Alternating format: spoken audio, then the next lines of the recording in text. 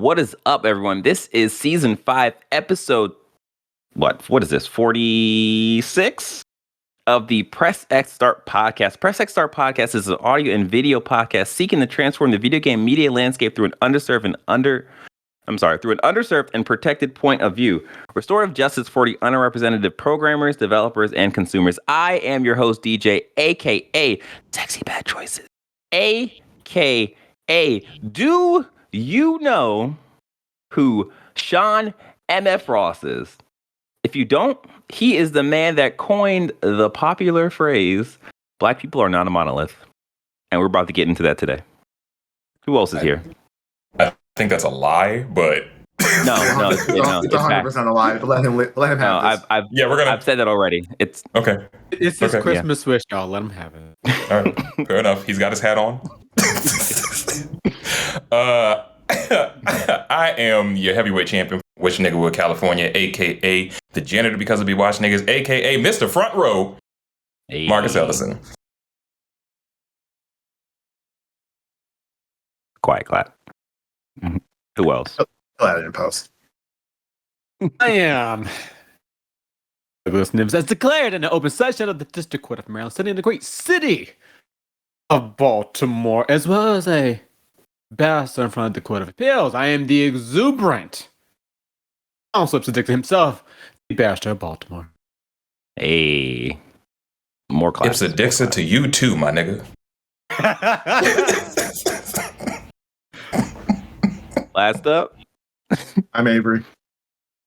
Nailed it. Avery. So first up, the Matrix, who, which is us, have been playing this Matrix interactive demo. So I believe that was what, me? Yeah, okay. Marcus and Avery. Yeah. Yep. All right, well, let's get into it. Marcus, since you jumped first, how was your time with this interactive experience demo thing? It was interesting because I definitely thought that there was more to it. I knew that it wasn't going to be a full-on game because they said it was an experience, but I was not expecting it to be one chase scene and then a city... very empty city. Yeah, a city walk simulator. So you didn't even get the tip. I did not get the tip. Like, I will say that chase scene was a lot of fun. I really enjoyed doing that. But then they just kind of like leave you with blue balls. A whole bunch of teeth. but yeah, it was a big old jump into the uncanny valley. I couldn't tell whether I liked the graphics or I hated them, but I was somewhere smack dab in the middle, but I enjoyed myself. I really, really liked them kind of winking directly at the camera with just talking about marketing and all that. I loved that. I thought that was so funny. Yeah, I thought that was really funny. But overall, you know, it is what it was. You know, it's not gonna like turn that many heads, I don't think, but it is a solid bit of cross promotion. All right, it's not going to be in next year's Game of the Year. Exactly. Right. Why y'all judging this? It could. Don't you have some hope? You're not still wrong. Hope in 2021. That'd be like a 5-minute short film getting nominated for Best Feature Film. The reason why they Avery, feature. What was your thoughts on this? My opinions lie a lot with Marcus. Sean, like we watched it. I'm like, oh, this seems cool. Sean had told me he had already downloaded it, so I guess its existence had already leaked or in some form. Some source Sean had already downloaded it, so I downloaded it as well. I was like, oh man, this is a really great presentation. I really like how they're really playing with the uncanny valley of Unreal 5 versus real Keanu versus fake Keanu. Was like, oh, for the most part, it really meshed well up until the point where it's very clear that this is all CGI.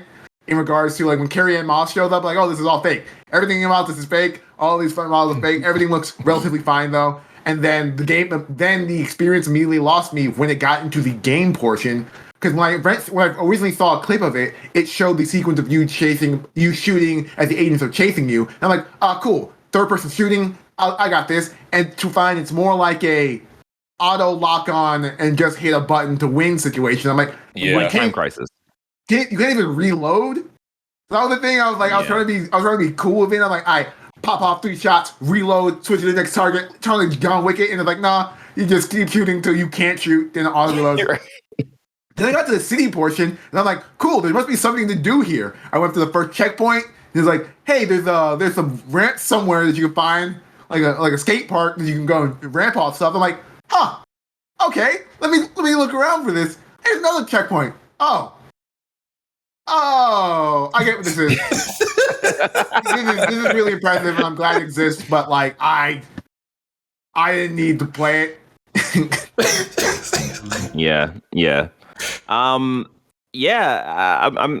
a little on the same track as you two. I probably didn't like it as much. I think watching the close up on Keanu's face is like, oh, this is cool. This is the power of Unreal 4. And then when it pulled away and he started walking, I'm like, that's where you lost me. Like, there's a stark difference between the facial capture technology and just the general walking technology, like walking animation. Like you could still see the word. I don't necessarily call this Uncanny Valley because I think, yeah, the face is doing it, but we're not there in terms of body mechanics and just having that be 1-to-1 on the screen. And it's also very weird that Keanu looks more convincing than Carrie Ann does. Maybe I guess it's just the way his face is made up. It works better, I guess, on CG, but really and truly, they probably just put a bit more time in his model.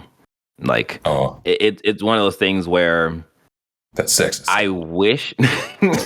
hey, I didn't work on it. Okay, I'm just unfortunately. Because there can only be 1 star. Right. It's in his contract. Right. It's in his contract. But yeah. So like, a lot of that first like portion where they were talking to screen, it was like, oh, this is cool. I see what you're doing, but for the fact that I spotted the flaws, I guess, in the animation, it just weared on me, and I was just like, okay, what's the next thing? And then they did the shootout, and I was like, okay, this is interesting. I also ran with the same problem that Marcus had, where like I wanted to reload and I couldn't, and I was like, all right. And it was like I think the coolest thing that I did in That was me who had that problem. Oh, I'm sorry. Black people are not a monolith. My bad.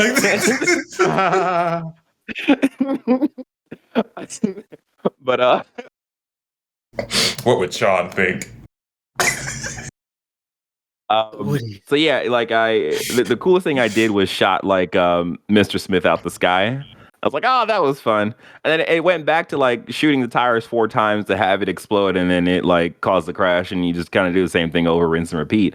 And I was like, okay, I'm kind of done with this. Got to the open world city, I was like, no, I'm done with this. I didn't even know there was a checkpoint that you could go to. Like I took maybe like 5 steps, and I was like, I'll see you guys later. I mean, in terms of time, how long was this gameplay? Like yeah. Like I think it was 5 to 8 minutes. I legit. I mean, the sequence, from a cinematography and like directing standpoint, the sequence itself is really cool and very Matrix-like. The issue with the sequence itself is there's a lack of there's actually a real interactivity with the sequence. That kind of David Cage action scene. Now Cage has better action sequences. At least you can I can move around in the actual sequence. Yeah. All I did when we got to the open world or open, I guess, city section was I saw that there was a fly option, and I was like, oh, that'd be cool. Like if I could just fly, and then it just was a first person camera, and I was like, never mind. I'm upset. I started flying, and I was like, oh, this is slow. I was like, oh, there's a speed up option. Instead of tapping the button, I like held it, and I just went like zooming into a building. I was like, I'm done. Nothing kills me more about the demo is that like it shows you a prompt of commands, and one of them says fly. So I immediately hit that, like, oh cool, I'm gonna go to the top of this building, I'm gonna see how far I can stretch it, and then I hit the triangle button to go back to walk mode, and I was back on the street where I was. I'm like, wait, and then it said fly drone. And I'm like, what the fuck? Matrix. All right, next up, Douglas. You've been playing Fortnite. Well, actually, The I was new playing upside in, down topsy turvy Fortnite. Technically, I was actually technically playing in sand, but Oh, okay. I was on a bit of a vacation, so I had a lot of gaming time, much deserved, because your Bears have been hard at work this year. This is the But truth. I finally got home. I was able to finally download the update, get to play the new Flip chapter. I had to watch the end of chapter 2 video where everybody got to see the big reveal, see the rock. I also got the played Fortnite, but we can continue. Go for it. Okay, no problem. No problem. Actually, We're me inclusive too. here. Funny enough, I forgot about it. Yeah, you're having too much fun flying. Right. That is. Although Fortnite, allows you to slide now, so that's a thing.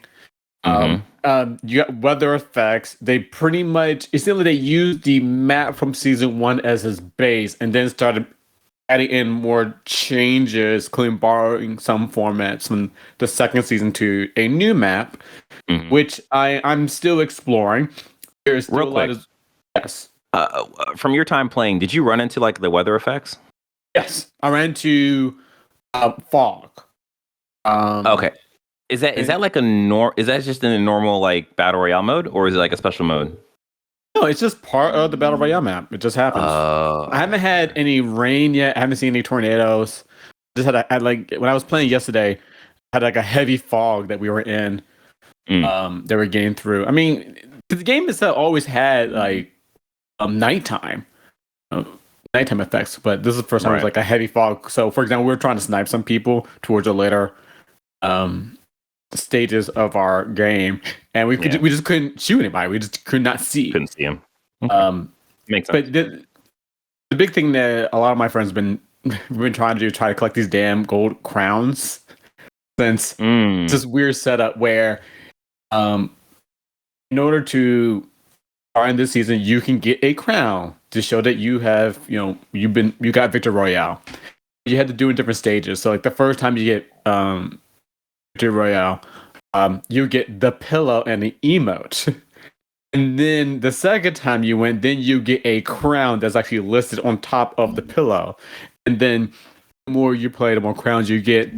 And if you have successively won your matches, then eventually you technically have a crown, so to speak, that you have in your body, so that if you are shot down, somebody can collect your crown. And so long as you are alive, when the game ends, you get to keep your crown. So, for example, my very first match, I was the only person that died at the very last second. My team won. So while we all won, I didn't get a crown because I wasn't alive for it, which is kind of like, that's kind of effed up because, but your team, because the guy was killing me, my team was able to find him and shoot him down, hence we won. But hey, whatever. Spider-Man's a big deal. So there is a Daily Bugle in the map that's kind of in like the bottom of I think what used to be the volcano. Kind of a little isolated. But they just released yesterday the web shooters. So you can now shoot web and like fly it around the world, which it basically makes you invincible. Whip. Yeah. Like we were just trying to get some guys, do shop in the air, and like we just couldn't find them. So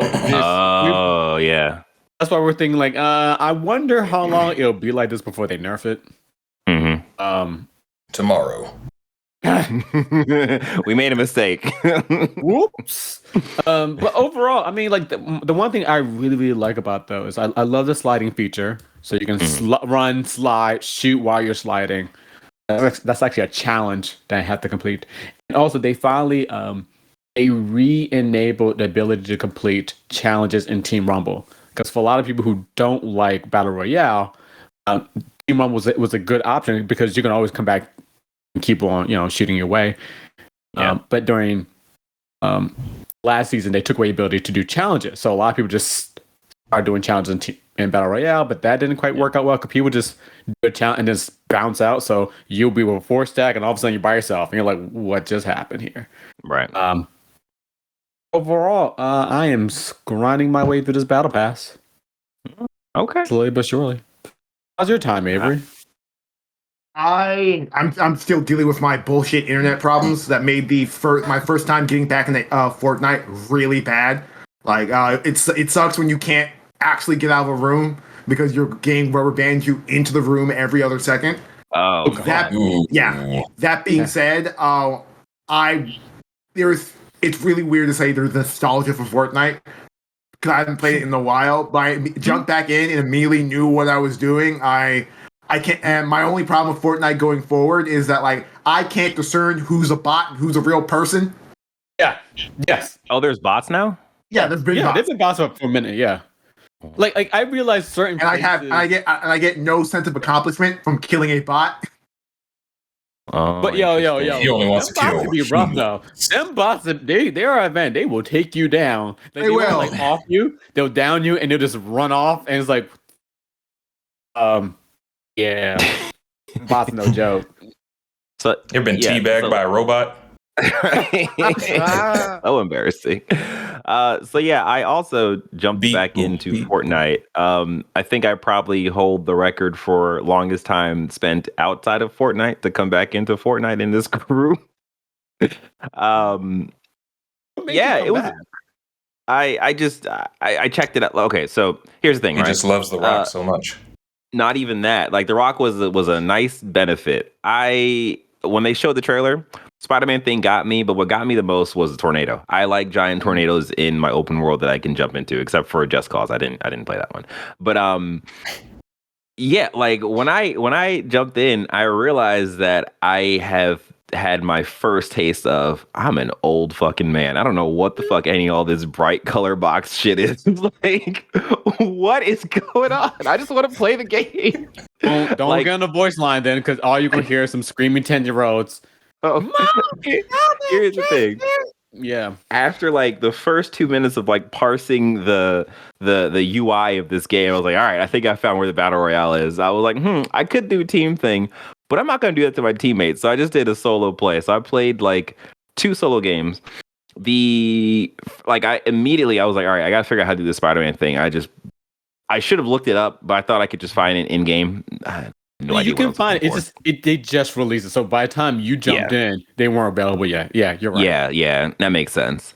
So, my time playing compared to my hangups originally playing Fortnite, I feel like either I'm just a different person since when the game launched like 25 years ago versus now. Like, Yeah, you're a whole dad now.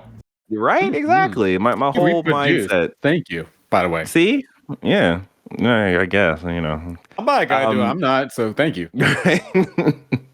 But yeah, like I liked the combat a bit more now. I'm not sure if it was the changes. I feel like the people that I fought, it wasn't so much bullet spongy like I felt like it was before. Like I felt like, okay, I'm hitting them. I can see I'm doing damage, and it's not just shooting into the ether and maybe they die, maybe they don't.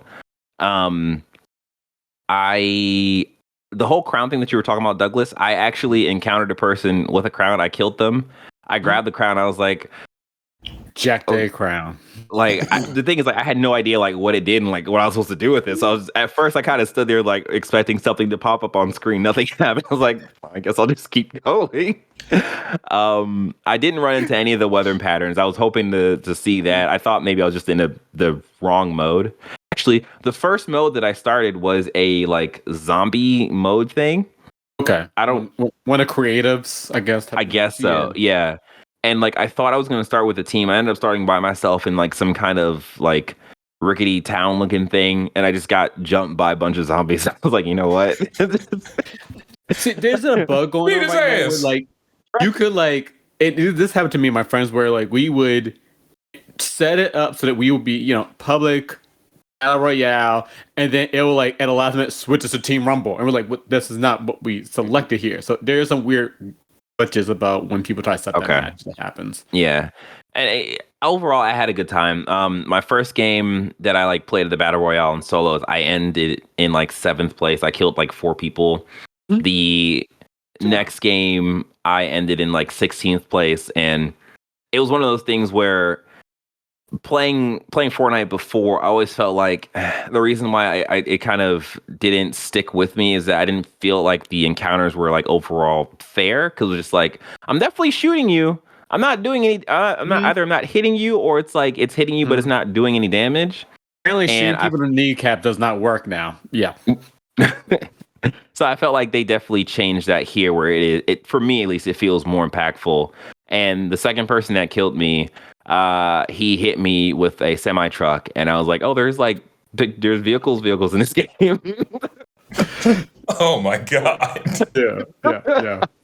Like, that's super effective. Good job, you. Back.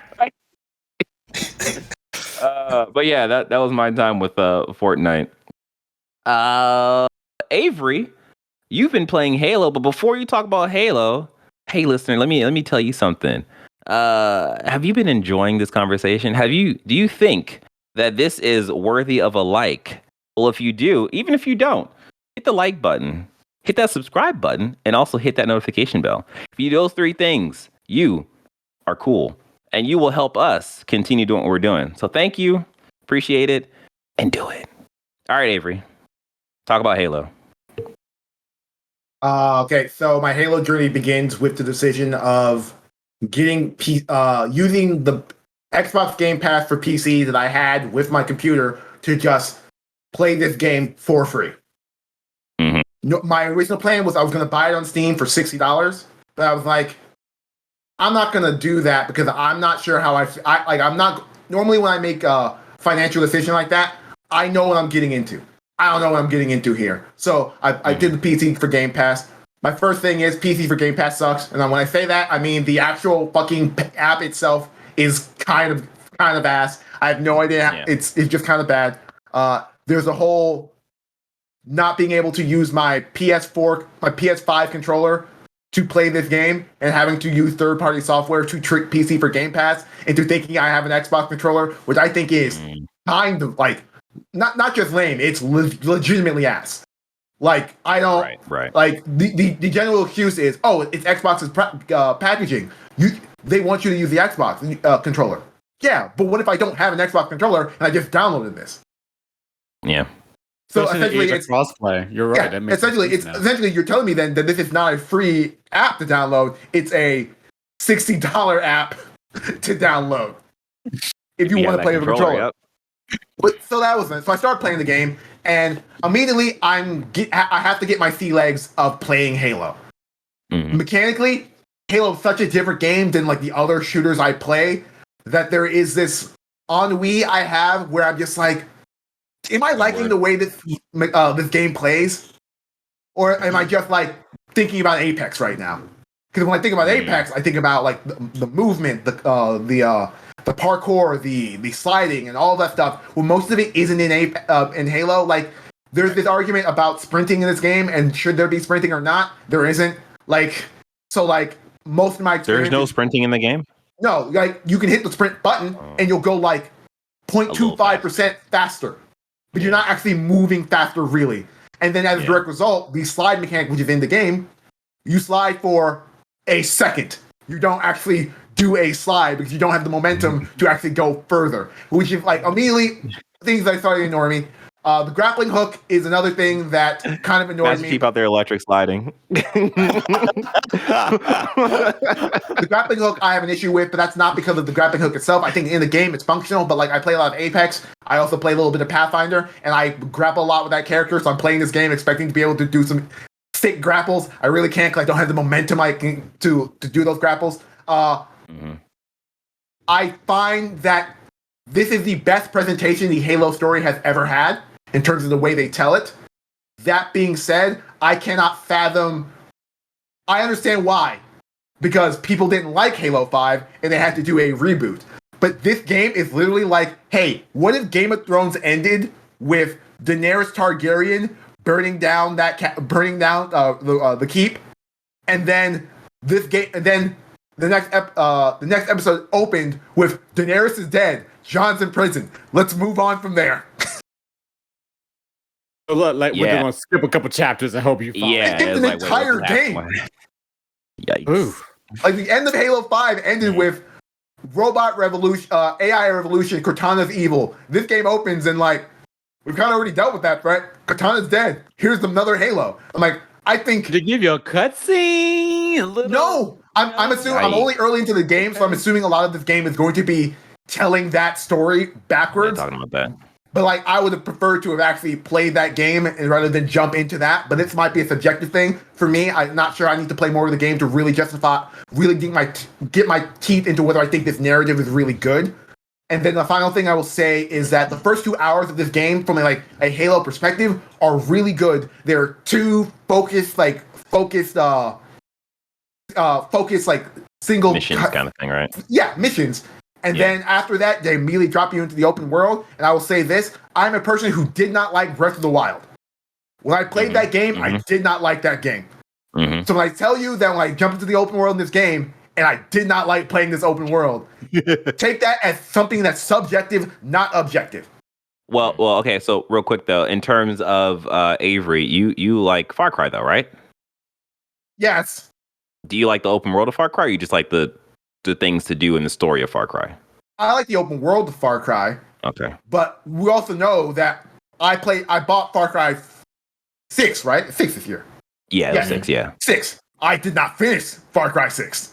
Okay, there we go. Okay. So I was not really feeling that game's open world, and I think from my time with that one versus my time with this one, I think I would rather play the Far Cry open world more than I would want to play the Halo open world, because at least this is what I say about not liking it subjective, but I think this is an objective issue I have with its open world, is that it doesn't do the work of making its open world, for at least in my opinion, something you want to do beyond it's more Halo.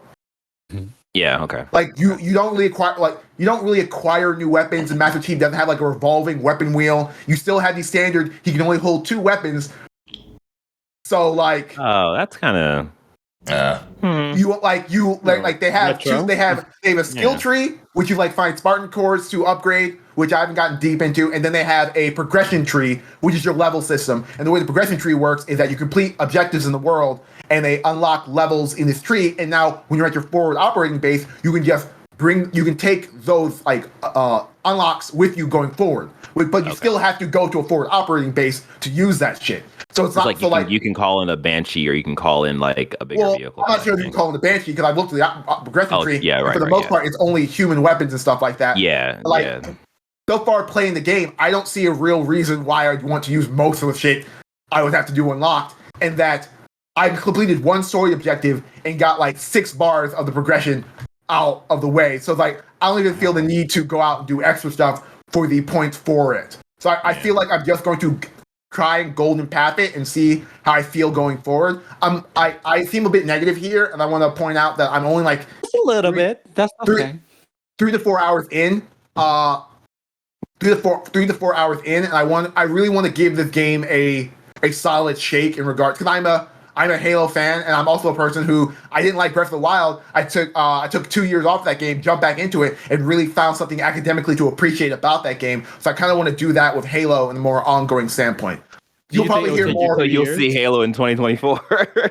No, I'm different. That's what I want to know. How long is it going to take you to find your joy within the game? Here's the thing. I like playing the game. It's fun to play. It's fun to play. I'm just not in love with it, and these are the reasons why I'm not in love with it. Also, in the open world of Halo, you're not going to get attacked like a bear, or a bear, Hey, you don't know. A skunk on fire that's getting in a fight with a deer somewhere for some reason. Have you seen the Covenant Bears? They have blasters. They're crazy. Yeah, but okay. So, Avery, my last question is, what about that grappling hook, though?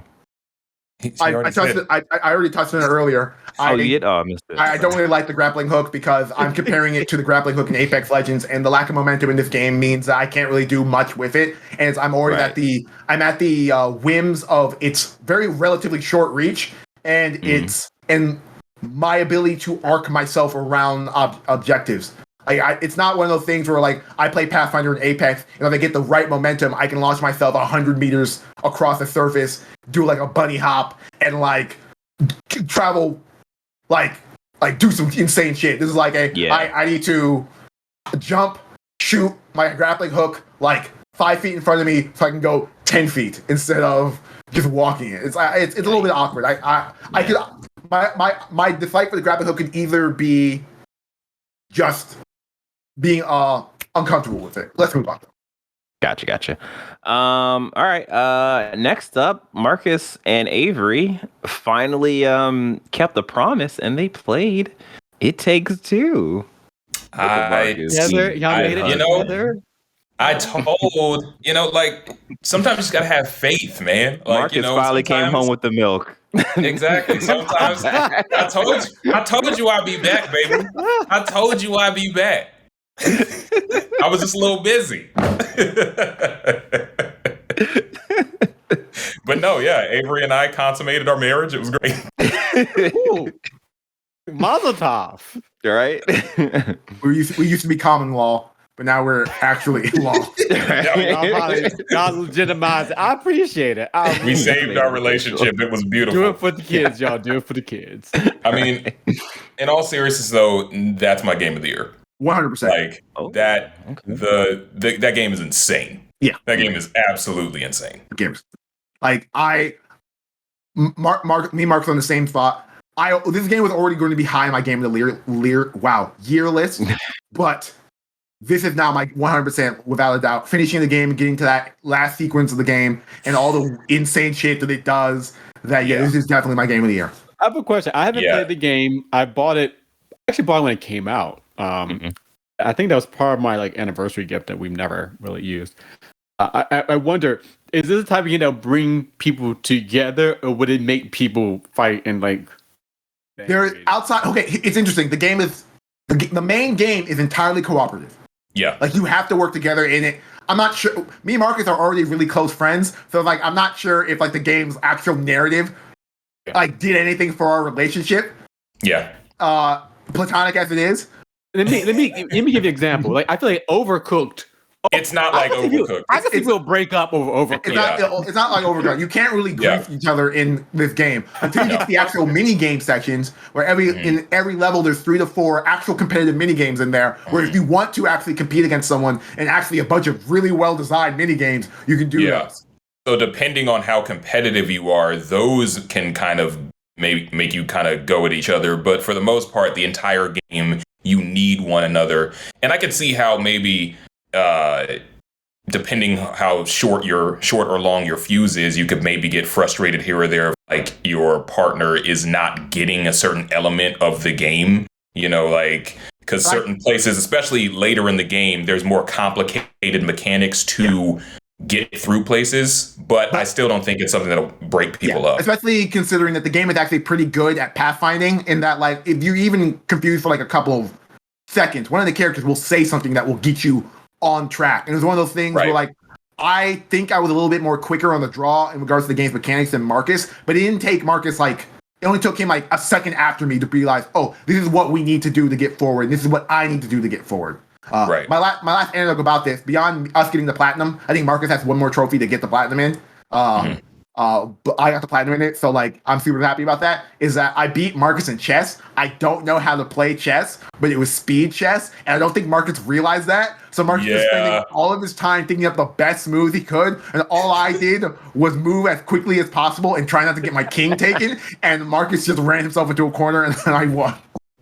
I was so upset because I was not paying attention to the clock. So like he said, I was playing big brain chess, and and then I realized, oh God, my clock is almost down. Oh, that's hilarious. Yeah. All right. Yeah. That's good to hear. Me and Shireen are still getting through that game. We should be done with it before the end of the year for sure. We told you we beat it before you. Wow. We told you, DJ. Well, that's because I was playing other games. I'll be talking about various things. So were we. Marcus, Marcus and Avery, you guys are playing at 2 different places, correct? Yes. Mm-hmm. You're not obviously not couch co-op. So Yeah. y'all are able to make it work. That's really good. Yeah. What's your excuse? Especially even worse, we got a 3-hour. We have a 3-hour time difference between the two of us now. Oh yeah. Man, the internet is just amazing. I'll tell you what. It sure Speaking of is. amazing, Marcus, what games have you been playing? So I as I said last week, I now have my Series S, and I've been using Game Pass. I played more Hades. I got to the third dungeon. I forget what it's called, but I got there. Still haven't gotten past the boss of that, but I actually blew through the second dungeon. Nice. And yeah, so still getting the hang of that, still gaining more abilities, and still having a good time with that game. The third map of Hades is the worst in regards to just wanting to pull your hair out at the end and maps. Oh yeah. It's frustrating, but at the same time, it's a lot of fun. Then I actually got a chance to play Back for Blood last night with a fan of the show, friend of mine, Lucas, and two of his homies. So we played. I think we got through 2 chapters, and I was enjoying myself. I played as I forget what his name, the Latino guy. Couldn't even help you. Angel, Yeah, I think. yeah. Angelo. Yeah, Yes. and he's basically Lucio. And yeah, no, I had a lot of fun with it. It's scattershot, like it's basically Left 4 Dead 3. So while there is a rhyme and reason to certain things in it, it really is just people calling stuff out and then just. Wait, you dropped out on me. What'd you say? Oh, I was just saying while that there's rhyme and reason. there's a rhyme and reason. There's a rhyme and reason, but for the most part, it's just like people calling stuff out and running and gunning and doing melee and just doing what you can to survive and get to the safe room. But it's a good time. We should definitely link up and play some. I think you'll enjoy it. And lastly, I played Last of Us 2 because so at the Game Awards, which I'll get more into later, I saw Ashley Johnson and Laura Bailey right in front of me, and Ashley Johnson looked at me, and I was just like, you know what? I'm playing The Last of Us Part 2 again. I was right. I was right. But also, I was telling my roommate about the game because she watched The Last of Us, the first one, all the way through. And I was like, the second part is fantastic. So it gave me more incentive to just play through it again. So is she watching you play now? Yeah, backseat experience. Cool. Yep. That works. So just gonna blow through that game again. Right. And be hurt. So I'll I'll wrap this up by saying that I played the PS Plus games. I played Godfall and I played Mortal Shell. Don't play Godfall. Not great. Not a great game. I can see why it did not do good. I am sorry, devs, but your game is not great. Mortal Shell, on the other hand, is pretty good. It is a Dark Souls-like game where the main mechanic is around this ability called Harden, which acts as a shield. It's interesting. I don't really have. Yes, Harden. Metapod Harden. But yeah, it's I don't know. It's interesting. I don't have any context for Dark Souls games, so playing this, I do see the hooks of like I was going down this like stream and I turned a corner and I saw a giant frog just kind of stare at me. Like the frog was the size of my body. And I was like, no, I don't even know what you about. I don't want to know what you about. So I just turned around and walked away. On you up and down. Right. So like there's been the thing is like the story like Dark Souls is very much so environmental based, and I feel like that's always the hardest kind of story for me to consume because I prefer when the characters and the people are speaking the story versus me having to look around and read things to like figure out what's going on. Yeah. Plus, we know you can't read, so. Wow. That's why you black Marcus. Loud. You know, Black people are not a monolith. Shot him in front. let me tell you something. He went over to California and just took out the razor blades at you. I mean, but yeah, overall, if I had to suggest to play a game and not play a game, it would be not play Godfall and be to try out Mortal Shell. That's pretty much it for that. All right. Let us jump into the quick hits. But before we do that, we have a word from our sponsor.